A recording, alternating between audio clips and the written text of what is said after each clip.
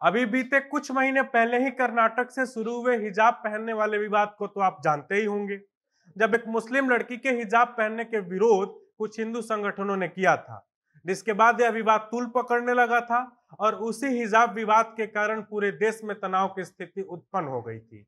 जिसके बाद इस मामले को कुछ लोगों द्वारा न्यायालय में ले जाया गया था, लेकिन हाईकोर्ट ने हिजाब विवाद से जुड़ी सभी 8 याचिकाओं को खारिज कर दिया था। यह खबर भी हिजाब से जुड़ी हुई है और यह खबर भी कर्नाटक से आई है। क्या है पूरा मामला, हम आपको बता रहे हैं इस रिपोर्ट में। उससे पहले नमस्कार, आप देख रहे हैं जनता जंक्शन। आपके साथ मैं हूं नीलांबर पाठक और कैमरे के पीछे खड़े हैं विशाल। दरअसल पिछले साल 1 जनवरी को कर्नाटक में हिजाब को लेकर एक विवाद शुरू हुआ था। कर्नाटक के उडुपी में 6 मुस्लिम छात्राओं को हिजाब पहनने के कारण कॉलेज के क्लासरूम में बैठने से रोक दिया गया था। कॉलेज मैनेजमेंट ने नई यूनिफॉर्म पॉलिसी को हवाला देते हुए इस कदम को उठाया था, जिसके बाद इन लड़कियों ने कर्नाटक हाई कोर्ट में एक याचिका दायर कर दिया था। दायर की गई याचिका में लड़कियों ने यह तर्क दिया था कि हिजाब पहनने के लिए इजाजत को न देना संविधान के आर्टिकल 14 और 25 के तहत उनका मौलिक अधिकार का हनन है। जिसके बाद यह मुद्दा खूब गरमाया था। अब एक बार फिर हिजाब का मुद्दा कर्नाटक में गरमाया हुआ है।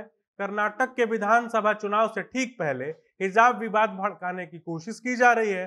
दरअसल कर्नाटक के दक्षिणी जिले में कुछ मुस्लिम संगठनों ने राज्य में 13 नए निजी कॉलेज खोलने के लिए आवेदन दिए हैं और कहा जा रहा है कि मुस्लिम संगठनों द्वारा खोले जा रहे नए कॉलेजों में हिजाब पहनने पर रोक नहीं होगी, बल्कि कॉलेज में पढ़ने वाले छात्राओं को हिजाब पहनना अनिवार्य कर दिया जाएगा। इधर प्रशासन का कहना है कि मुस्लिम संगठनों की ओर से निजी कॉलेज के लिए एक साथ इतने आवेदन पहले कभी नहीं आए। पिछले 5 सालों से किसी भी मुस्लिम संगठन ने किसी भी प्रकार के कॉलेज खोलने के लिए कोई आवेदन नहीं दिया है। आपको बता दें कि राज्य के सभी शासकीय शिक्षण संस्थानों में हिजाब पर पाबंदी है, जिसके कारण मुस्लिम धर्म के सैकड़ों लड़कियों ने परीक्षा तक छोड़ दिया था। वहीं बात यदि नियम की करें तो नियम के अनुसार कर्नाटक के सभी शासकीय शिक्षण संस्थानों में ड्रेस कोड अनिवार्य कर दिया गया है। यह काम कांग्रेस के शासनकाल में ही हुआ था। इसमें निजी स्कूलों को भी ड्रेस कोड लागू करने की स्वतंत्रता दे दी गई थी। कर्नाटक में सरकारी स्कूलों, कॉलेजों में भी धार्मिक चिन्हों पर प्रतिबंध लगा हुआ है। ऐसे में सभी निजी शिक्षण संस्थानों में यह निर्भर करता है कि वे अपने संस्थान में हिजाब को अनुमति देते हैं या नहीं।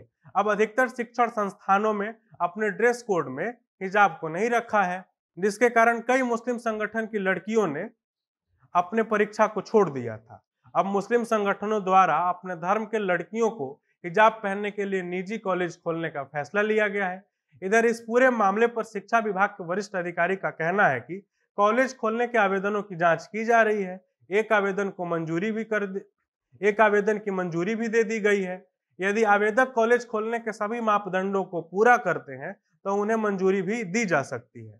अब आप जान लीजिए कि इन संगठनों द्वारा यदि निजी कॉलेज खोला गया तो क्या होगा। यदि मुस्लिम संगठनों द्वारा निजी कॉलेजों को खोला जाएगा तो वहां पढ़ने वाले सभी छात्र छात्राओं को हिजाब पहनना ही पड़ेगा।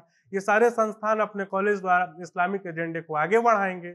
इन कॉलेजों द्वारा प्रगतिशील भारत को तमाचा मारा जाएगा। कॉलेजों में साइंस और सामाजिक विज्ञान की जगह कुरान और कलमा पढ़ाया जाएगा।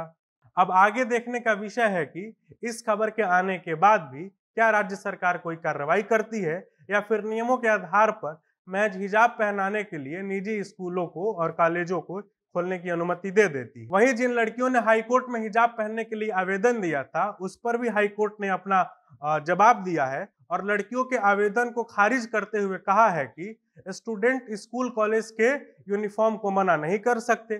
किसी भी प्रकार के स्कूल या कॉलेज को अपनी यूनिफॉर्म तय करने का अधिकार है।